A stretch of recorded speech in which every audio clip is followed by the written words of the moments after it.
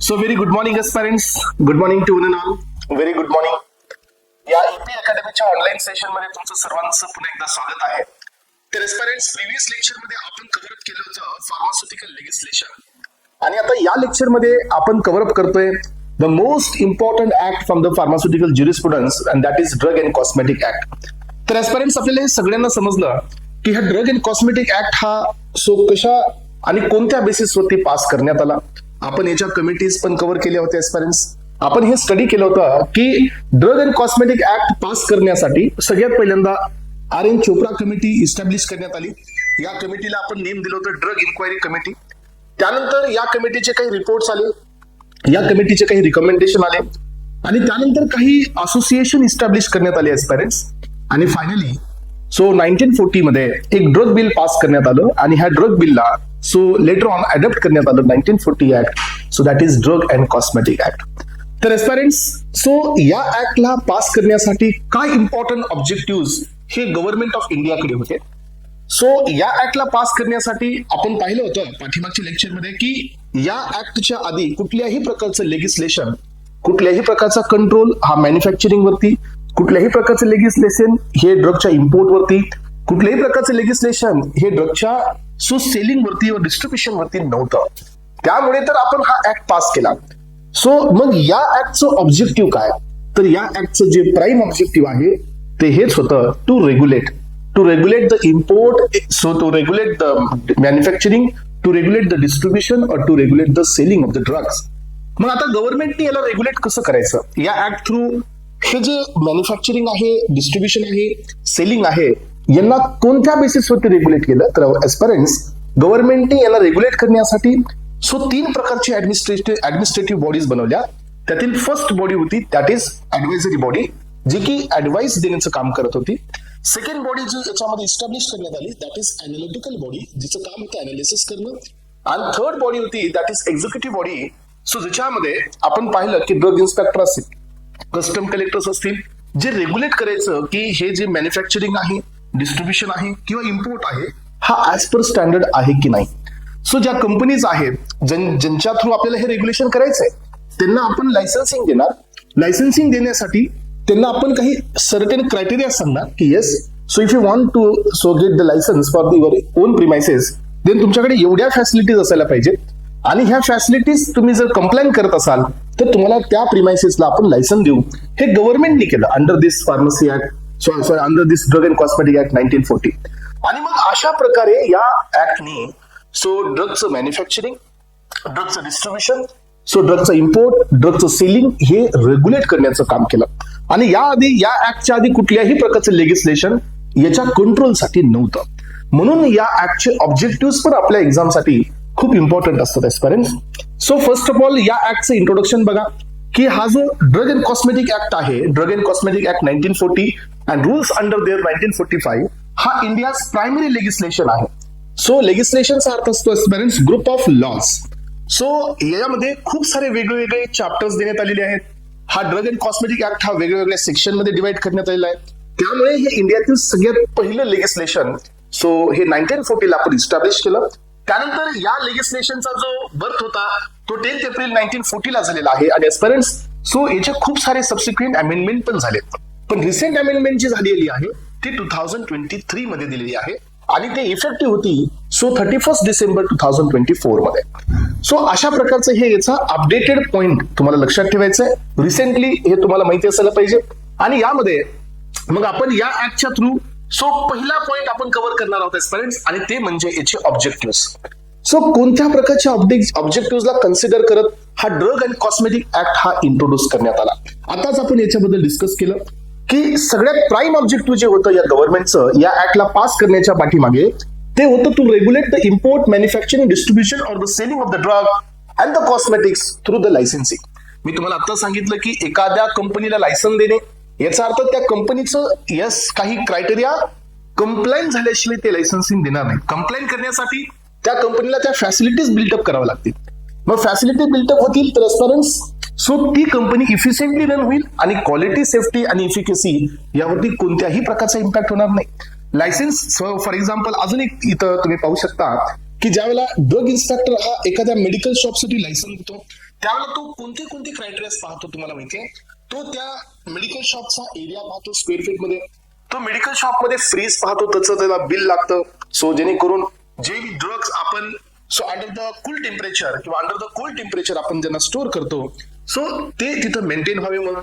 याचा अर्थ की सो गव्हर्नमेंट ज्याला लायसन्सिंग इश्यू करत असते किंवा लायसन्स दिले जातात त्यावेळेला त्यांचा क्रायटेरिया मॅच करावा लागतो आणि क्रायटेरिया अशा प्रकारे सेट केला जातो लायसन्स इश्यू करण्यासाठी जेणेकरून त्या ड्रगची क्वालिटी, त्या ड्रगची सेफ्टी आणि त्या ड्रगची इफिकेसी मेंटेन झाली पाहिजे. त्यामुळे रेग्युलेट करण्यासाठी गव्हर्नमेंटने काय केलं, इम्पोर्टसाठी लायसन्सिंग दिले, मॅन्युफॅक्चरिंगसाठी लायसन्सिंग दिले, डिस्ट्रीब्युशनसाठी सेलिंगसाठी गव्हर्नमेंटने लायसन्सिंग दिले आणि या सगळ्या गोष्टीवरती यांचा कंट्रोल आला. त्यानंतर सो गव्हर्नमेंटने अजून एक इम्पॉर्टंट पॉईंट इथं कन्सिडर केला या ड्रग अँड कॉस्मेटिक ऍक्टच्या अंडरमध्ये की जे काही हे सगळ्या ऍक्टिव्हिटीज आहेत, मॅन्युफॅक्चरिंग असेल, डिस्ट्रीब्युशन असेल, इम्पोर्ट असेल, सेलिंग असेल, हे क्वालिफाईड पर्सननीच झाले पाहिजे. Because qualified person knows about the properties of drug, qualified person knows about the toxicity of the drug. याचा अर्थ ह्या सगळ्या जर क्वालिफाईड पर्सनच्याच अंडरमध्ये होत असतील, सुपरविजन मध्ये होत असतील तर आपण त्या ड्रगची सेफ्टी, त्या ड्रगची क्वालिटी आणि त्या ड्रगची इफिकेसी ही मेंटेन करू शकतो. हे सेकंड ऑब्जेक्टिव्ह होतं. यानंतर पहा, सो गव्हर्नमेंटचं म्हणणं एक क्लिअर आहे की ड्रग हा क्वालिटी सो कस्टमर पर्यंत गेला पाहिजे. ड्रग मध्ये कुठल्याही प्रकारचे सब स्टँडर्ड नाही झाले पाहिजे. सब स्टँडर्ड म्हणजे काय फ्रेंड्स, की जो ओरिजिनल क्वालिटीचा ड्रग आहे त्याच्यापेक्षा कमी क्वालिटीचा ड्रग हा मार्केटमध्ये सो डिस्ट्रीब्यूट नाही झाला पाहिजे. That is called as a sub standard. तर हे प्रिव्हेंट करायचं होतं या ड्रग अँड कॉस्मेटिक ऍक्टच्या अंडरमध्ये. त्यानंतर पहा, या ड्रग अँड कॉस्मेटिक ऍक्टला सेक्शन नंबर 5 देण्यात आला होता. सो या ड्रग अँड कॉस्मेटिक ऍक्टच्या अंडरमध्ये जो 5th नंबरचा सेक्शन होता तो रेग्युलेट करत होता आयुर्वेदा, सिद्धा आणि युनानीचे ड्रग्स. हे पण या ड्रग अँड कॉस्मेटिक ऍक्ट मध्ये आहे.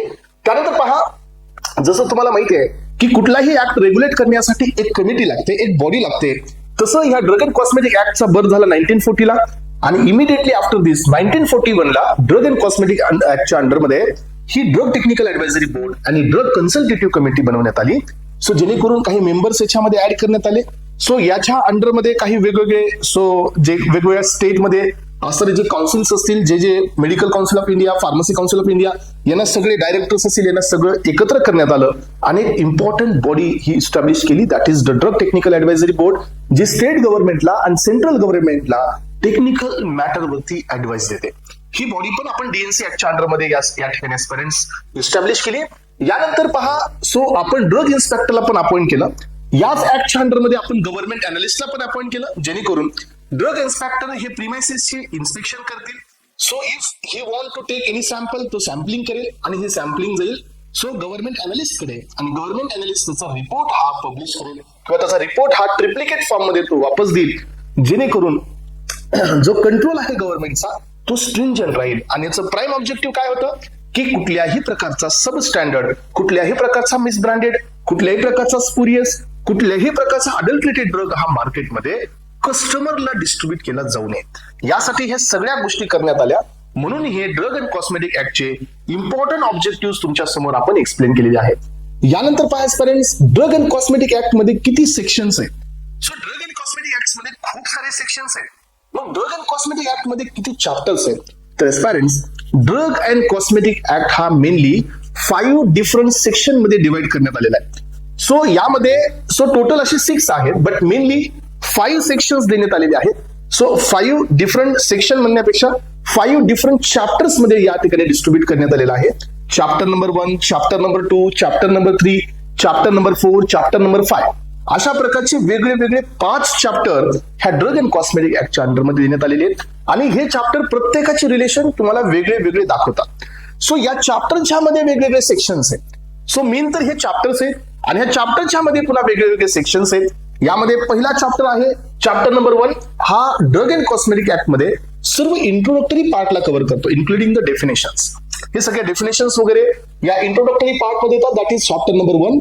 चॅप्टर नंबर 2 जो आहे तो आपल्या या ड्रग अँड कॉस्मेटिक ऍक्टच्या अंडरमध्ये ज्या ऍडमिनिस्ट्रेटिव्ह बॉडीज या ठिकाणी इस्टॅब्लिश करण्यात आल्या ह्या चॅप्टर नंबर 2च्या अंडरमध्ये करण्यात आल्या. तर पेरेंट्स, सो लक्षात घ्या, या चॅप्टरला जोपर्यंत तुम्ही क्लिअर करणार नाही तोपर्यंत तुमचा जो ड्रग अँड सी ऍक्टचा जो सिक्वेन्स आहे तोही क्लिअर होणार नाहीये. यानंतर चॅप्टर नंबर 3 हा कोणत्या कंडिशनला या ठिकाणी रिप्रेझेंट करतो. चॅप्टर नंबर 3 हा import of the drug and कॉस्मेटिक्सला या ठिकाणी रिप्रेझेंट करतो. याचा अर्थ तुम्हाला हे सांगायचं आहे की chapter number 3 is related to the drug import और कॉस्मेटिक इम्पोर्ट. ड्रग और कॉस्मेटिक्सचा जो इम्पोर्ट असतो हे रिलेशन चॅप्टर नंबर 3 मध्ये देण्यात आलेला आहे. चॅप्टर नंबर 4 हा काय इंडिकेट करतोय स्टुडंट्स? चॅप्टर नंबर 4 हा इंडिकेट करतो ड्रग, सो मॅन्युफॅक्चरिंग, डिस्ट्रीब्युशन और selling of drug and cosmetics. So cosmetics हे वेगळा पार्ट आहे, ड्रग हा वेगळा पार्ट आहे, पण दोघांना आपण इथं एकत्र दिलंय. कॉस्मेटिक्स आणि ड्रग यांचं मॅन्युफॅक्चरिंग असेल, डिस्ट्रीब्युशन असेल किंवा सेलिंग असेल, ह्या सगळ्या पॉइंटला रेग्युलेट करण्यासाठी आपल्याकडे चॅप्टर नंबर 4 आहे. यानंतर चॅप्टर नंबर 5 काय इंडिकेट करतो? सो चॅप्टर नंबर 5 इंडिकेट करतो provision related to the Ayurveda, Siddha and Unani यांना रिप्रेझेंट करतो. आणि जो चॅप्टर नंबर 6 असतो एस्पायरंट तो इंडिकेट करतो मिसलेनियस कंडिशन्सला. मग आता तुम्हाला माहिती असायला पाहिजे की आपण ज्या वेळेला हे चॅप्टर्स पाहणार आहोत, ह्या चॅप्टरच्या अंडरमध्ये वेगळे वेगळे सेक्शन्स आहेत. सो एका चॅप्टरच्या अंडरमध्ये वेगवेगळे डिफरंट सेक्शन्स आहेत आणि हे सेक्शन्स आपल्या एक्झामला विचारले जातात. सो तुम्हाला असा क्वेश्चन येतो की ड्रग अँड कॉस्मेटिक ऍक्टच्या अंडरमध्ये सो ड्रग इन्स्पेक्टरच्या पॉवर या कोणत्या सेक्शन मध्ये डिफाईन करण्यात आलेल्या आहेत? ड्रग इन्स्पेक्टरची प्रोसिजर ही कोणत्या सेक्शन मध्ये डिफाईन करण्यात आलेली आहे? सो या चॅप्टर नंबर 3 च्या अंडरमध्ये मिसब्रँडेड ड्रग हा कोणत्या सेक्शनच्या अंडरमध्ये देण्यात आलेला आहे? चॅप्टर नंबर 4 च्या अंडरमध्ये सो मिसब्रँडेड हा ड्रग कोणत्या सेक्शन मध्ये देण्यात आलेला आहे? याचा अर्थ पेरेंट्स या चॅप्टरच्या मध्ये आता आपण पुढे जातोय वेगळ्या वेगळ्या सेक्शन्स कडे. मग आता हे नेमकं काय आहे तर तुम्ही तर थोडंसं समजून घ्या की एखादा ड्रग आपण इम्पोर्ट करतोय, याचा अर्थ आपण इंडियामध्ये एखादा ड्रग बाहेरच्या साईडवरून मागवतोय. मग आता बाहेरच्या साईडवरून ड्रग मध्ये येत असताना, इम्पोर्ट होत असताना so there is a chances की ड्रग हा मिसब्रँडेड असू शकतो. So there is a chances की ड्रग हा स्पुरियस असू शकतो. देर इज अ चान्सेस की ड्रग हा अडल्टरेटेड असू शकतो. याचा अर्थ इम्पोर्ट करत असताना तुम्हाला ह्या 3 गोष्टीला लक्ष द्यावं लागेल. तसंच एस्पायरंट्स मॅन्युफॅक्चर करत असताना पण असं होऊ शकतं की ड्रग हा मिसब्रँडेड आहे, ड्रग हा अडल्टरेटेड आहे किंवा ड्रग हा स्पुरियस आहे, हे पण चान्सेस आहेत. त्यासोबत aspirant in relation to the Ayurveda, Siddha, Unani याच्यामध्ये पण चान्स आहे की ड्रग हा मिसब्रँडेड आहे, ड्रग हा स्पुरियस आहे किंवा ड्रग हा अडल्टरेटेड आहे. याचा अर्थ रिलेशन बदलल्यानंतर सो तुम्हाला सेक्शन बदलायचे आहेत. So chapter number 3, chapter number 4, chapter number 5 या तिघांमध्ये पण तुम्हाला adulterated drugs, spurious drug and misbranded drugs मिळतील. पण एस्पायरंट्स सो या जरी सगळ्यांच्या डेफिनेशन सेम असतील तर प्रत्येकाचे सेक्शन्स मात्र इथं वेगवेगळे. तुम्ही इथं जरा लक्ष देऊन पहा. आपल्याकडे drug inspector as per the drug manufacturing, distribution and the sale याचं बी आपल्याकडे सेक्शन आहे. ड्रग इन्स्पेक्टर हे as per the Ayurveda, Siddha, Unani हे पण एक सेक्शन आहे. याचा अर्थ हे जे सेक्शन्स आहेत हे सेक्शन तुम्हाला रिलेशन मध्ये लक्षात ठेवायचे आहेत. इथं पहा मी काय सांगत होतो इतक्या वेळ की इथं तुम्हाला या चॅप्टर 3 मध्ये मिसब्रँडेड ड्रग्स दिसत आहे, तर याच्या खाली गेल्यानंतर एस्परंट चॅप्टर नंबर 4 मध्ये पण तुम्हाला मिसब्रँडेड ड्रग्स आहेत. पण एस्परंट हा मिसब्रँडेड ड्रगचा सेक्शन वेगळा आहे आणि या मिसब्रँडेड ड्रगचा सेक्शन वेगळा आहे. असं का झालं? कारण हे सेक्शन देण्यात आले होते ऍज पर द चॅप्टर्स. त्यामुळे रिलेशन वरती इथं सगळ्यात मेन फोकस करायचा आहे. Relation to the import and the import of the drug and cosmetics, relation with the manufacturing, distribution और selling of the drug and cosmetics और relation with the Ayurveda, Siddha and Unani. त्याच्याशिवाय हे सेक्शन्स क्लिअर होत नाही. लक्षात घ्या. आणि म्हणून तुम्हाला हे सगळे सेक्शन्स इथं समजून घ्यायचे. फर्स्ट चॅप्टर मध्ये भरपूर सारे सेक्शन्स आहेत, पण जेवढे इम्पॉर्टंट सेक्शन्स आहेत तेवढे मी तुम्हाला इथं दिलेले आहेत. सो फर्स्ट सेक्शन हे रोल नंबर नाही, हे सिरियल नंबर नाही आहेत, हे सिरियल नंबर नाही आहेत, हे सेक्शन नंबर आहे. यामध्ये डेफिनेशन हे 3rd सेक्शनच्या अंडरमध्ये येतात. सो फर्स्ट सेक्शन मध्ये शॉर्ट टायटल्स जे असतील हे फर्स्ट सेक्शनच्या अंडरमध्ये येतात. First chapter deals with the introductory part, म्हणून हे इंट्रोडक्टरी पार्ट हा चॅप्टर नंबर 1 मध्ये आहे. यानंतर पहा चॅप्टर नंबर 2 हा काय इंडिकेट करतोय स्पॅरेंट? चॅप्टर नंबर 2 हा इंडिकेट करत आहे ऍडमिनिस्ट्रेटिव्ह बॉडीज. मी तुम्हाला आधी सांगितलं की या बॉडीज एस्टॅब्लिश करण्यात आल्या under the drug and cosmetic act chapter number 2. बघा क्वेश्चन हा कुठूनही येऊ शकतो स्पॅरेंट. तुम्ही DTAB चे मेंबर्स करून गेला पेपरला आणि मेंबर्स विचारण्यात आले, तुम्हाला चॅप्टरचं रिलेशन विचारण्यात आलं, तुम्ही काय सांगणार आहात? तुम्ही DTAB चे टोटल मेंबर करून गेलात आणि याच्यामध्ये तुम्हाला याचा सेक्शन विचारण्यात आलेला आहे, under which section So Drug Technical Advisory Board has been classified in Drug and Cosmetic Act 1940, rules under their 1945. मग काय सांगाल? याचा अर्थ तुम्हाला चॅप्टर, त्याचे सेक्शन्स, मग त्याचे मेंबर्स एक्स ऑफिशियो असतील, इलेक्टेड असतील आणि नॉमिनेटेड असतील, हा सिक्वेन्स लक्षात ठेवायचा आहे. यामुळे आपल्याकडे ड्रग टेक्निकल ऍडवायझरी बोर्ड ही एक ऍडमिनिस्ट्रेटिव्ह बॉडी इस्टॅब्लिश करण्यात आली चॅप्टर नंबर 2 च्या अंडरमध्ये under the section 5. Central drug laboratory ही एक अनालिटिकल बॉडी इस्टॅब्लिश करण्यात आली चॅप्टर नंबर 2 च्या मध्ये under section 6. So drug consultative committee ही पण एक ऍडवायझरी कमिटी आहे एस्पायरंट, ही पण चॅप्टर नंबर 2 च्या अंडर मध्ये इस्टॅब्लिश करण्यात आली अंडर द 7. तर एस्पायरंट लक्षात घ्या, या ऍडमिनिस्ट्रेटिव्ह बॉडीच्या अंडर मध्ये drug inspector, government analyst, powers of drug inspector, procedure of drug inspectors हे नाही आलेलं आहे, कारण हे एक्झिक्युटिव्ह बॉडी आहे. सो ऍडमिनिस्ट्रेटिव्ह बॉडी ही ऍडवाइस देणारी बॉडी आहे, त्याच्यामध्ये अनालिटिकल बॉडी पण दिली नाही, बट एक्झिक्युटिव्ह बॉडी याच्यामध्ये आलेली नाहीये. एक्झिक्युटिव्ह बॉडी कुठे आलेली आहे? सो या ठिकाणी तुम्ही इथं पाहू शकता की एक्झिक्युटिव्ह बॉडी तुम्हाला चॅप्टर नंबर 4 च्या अंडरमध्ये दिलेली आहे. इथं पहा, सो ड्रग इन्स्पेक्टर इथं आलेला आहे, गव्हर्नमेंट अनालिस्ट इथं आलेले आहे. सो चॅप्टर नंबर 2 च्या अंडरमध्ये या बॉडीज देण्यात आलेल्या नाहीये, त्यामुळे ऍडमिनिस्ट्रेटिव्ह बॉडीमध्ये एक्झिक्युटिव्ह बॉडी दिलेली नाहीये चॅप्टर नंबर 2 च्या अंडरमध्ये. एक्झिक्युटिव्ह म्हणजे काय? जी एक्झिक्यूट करते सगळे फंक्शन्स. सो एक्झिक्यूट करणे म्हणजे ग्राउंड वरती कोण काम करतो? On the floor drug inspectors. Drug inspector हे जातात, इन्स्पेक्शन करतात आणि इन्स्पेक्शन करून सॅम्पलिंग करून गव्हर्नमेंट अनालिस्टला देतात. गव्हर्नमेंट अनालिस्ट त्याची टेस्टिंग करतात, त्याचे रिपोर्ट्स हे वापस त्या पर्सनला आणि ड्रग इन्स्पेक्टरला रिपोर्ट करतात. याचा अर्थ सो बेसिकली वर्किंग हे कोण करत आहे? हे एक्झिक्युटिव्ह बॉडी करत आहे. सो अनालिटिकल बॉडी आणि ऍडमिनिस्ट्रेटिव्ह बॉडी हे चॅप्टर नंबर 2 च्या अंडरमध्ये देण्यात आलेले आहेत, डीटीएबी, डीसीसी आणि CDL, that is central drug laboratory. यानंतर पाहायपर्यंत चॅप्टर नंबर 3 हा डील करतो import of drug and cosmetics. So याचं रिलेशन आहे ड्रगच्या इम्पोर्ट वरती, याचं रिलेशन आहे कॉस्मेटिकच्या इम्पोर्ट वरती. मग आता यापर्यंत याच्यामध्ये पण पुन्हा एकदा सेक्शन्स आहेत आणि हे टोटल सेक्शन्स तुम्हाला इम्पॉर्टंट आहेत, लक्षात बी घ्यायचे आहेत. Standard quality of drug given under the section number 8, misbranded drugs given under section of 9, adulterated drugs given under section 9A, spurious drug 9B, misbranded cosmetics. Yes, transparent. हे misbranded drugs होते, हे misbranded cosmetics आहेत. There is a difference. जरी chapter एक असेल तरी आपण import करताना ड्रग इम्पोर्ट करत असाल तर तो सेक्शन आहे. सो मिसब्रँडेड ड्रग इम्पोर्ट होत असेल तो सेक्शन आहे 9, आणि जर मिसब्रँडेड कॉस्मेटिक्स इम्पोर्ट होत असतील तर तो सेक्शन आहे 9C. याचा अर्थ हे सगळे सेक्शन्स तुम्हाला माहिती असायलाच पाहिजे. त्यामुळे पहा, हे सगळे point spurious cosmetics comes under 9D, prohibition of import of certain drug और the cosmetics 10, powers of central government to prohibit the import of drug in public interest, that is 10A, application of law related to the sea customs and the powers of customs officer. So section number 11, powers of central government general. So हा section number 12 आहे. Offences हे 13 number. Offences म्हणजे काय? जे काही गुन्हे केले जातील याच्यासाठी सेक्शन हा 13 आहे. सो कॉन्फिस्केशन हे असतं, याला आपण जप्ती असं म्हणतो. सो जे काही आपण सीज करणे म्हणजे काय? सो जे काही साठा आहे तो जप्त करणे, थांबवणे किंवा त्यांचं कंट्रोल या ठिकाणी गव्हर्नमेंटच्या अंडरमध्ये घेणे, that is the section number 14. आणि एज ज्युरिस्डिक्शन हे आहे section number 15.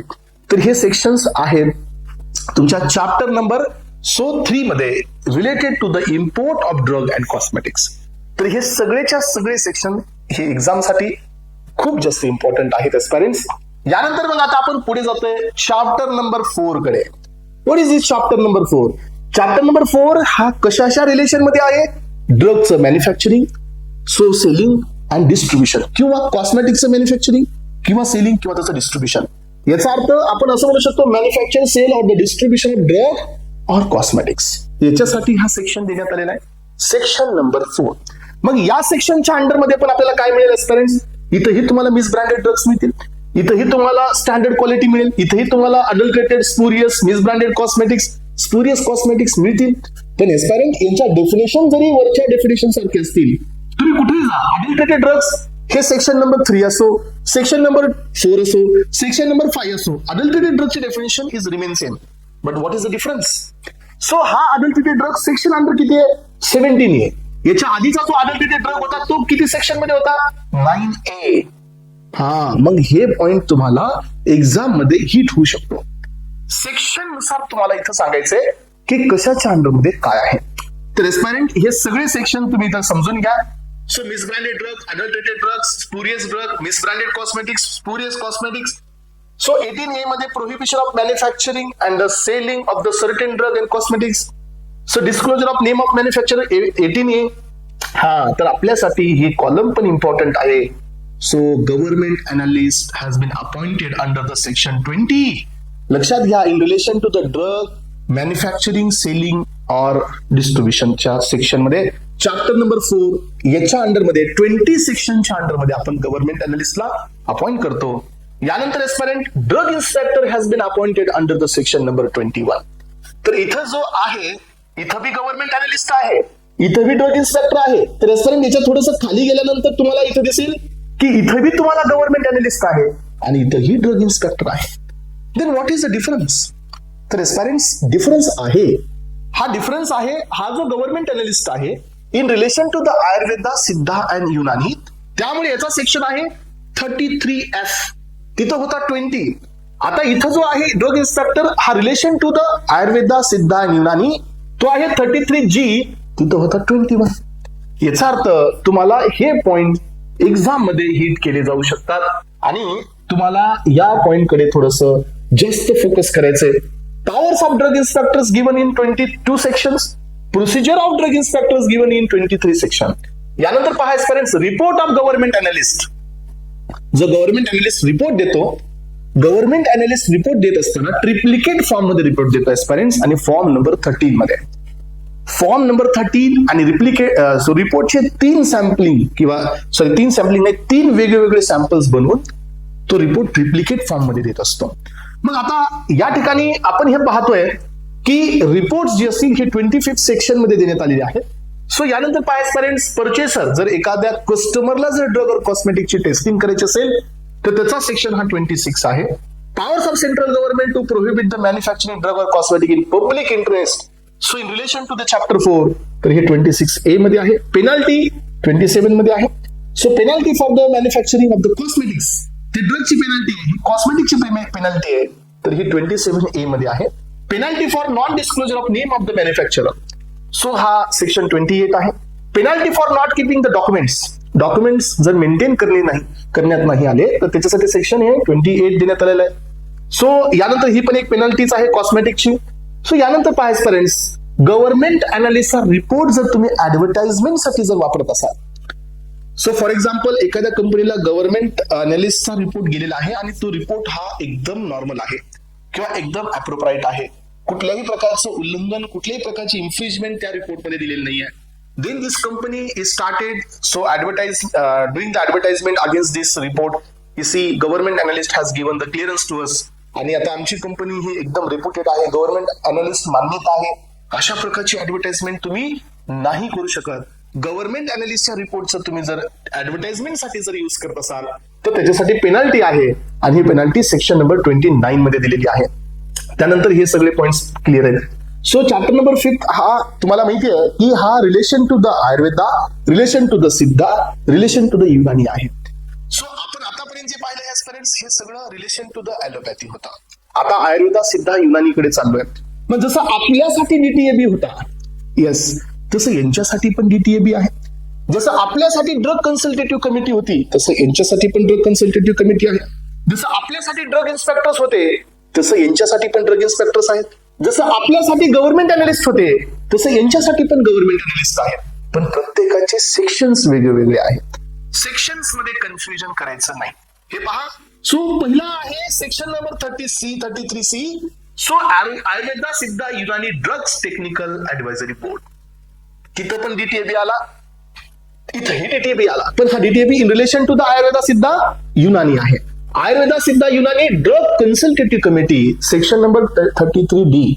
So misbranded drugs तिथेही होते, इथेही आले, तो 33E. Adulterated drugs 33EE. Spurious drug 33EE. पण एस्पिरंट्स या सेक्शनच्या अंडरमध्ये so adulterated cosmetics, spurious cosmetics आणि मिसब्रँडेड कॉस्मेटिक्स हे दिलेले नाही आहेत. सो बिकॉज ही सिस्टम आहे आयुर्वेदा, सिद्धा अँड युनानी, त्यामुळे यांच्या अंडरमध्ये कॉस्मेटिक्स क्लासिफाय केलेले नाही आहेत, लक्षात घ्या. मग आता आपण पुढे चाललोय regulation of the manufacturing of the selling of the drug as per the Ayurveda Siddha Unani section आहे 33 EE prohibition of the manufacturing drug. So ड्रगचं प्रोहिबिशन म्हणजे स्टॉप करणे, थांबवणे मॅन्युफॅक्चरिंग आणि सेलिंग. सो त्याच्यासाठी 33 EC आहे. Powers of drug central government 33 ED आहे. हा, तर this is an very important to us की government analyst has been given or government analyst has been so appointed in relation to the Ayurveda Siddha and Unani, that is 33F and drug inspector असतात 33G. एवढे sections या ठिकाणी खूपच जास्त important आहेत एस्पिरंट्स, आणि आपण ह्या लेक्चर मध्ये आपल्या ड्रग अँड कॉस्मेटिक ऍक्टची सुरुवात आणि हे सगळे सेक्शन्स आपण कव्हर केलेले आहेत.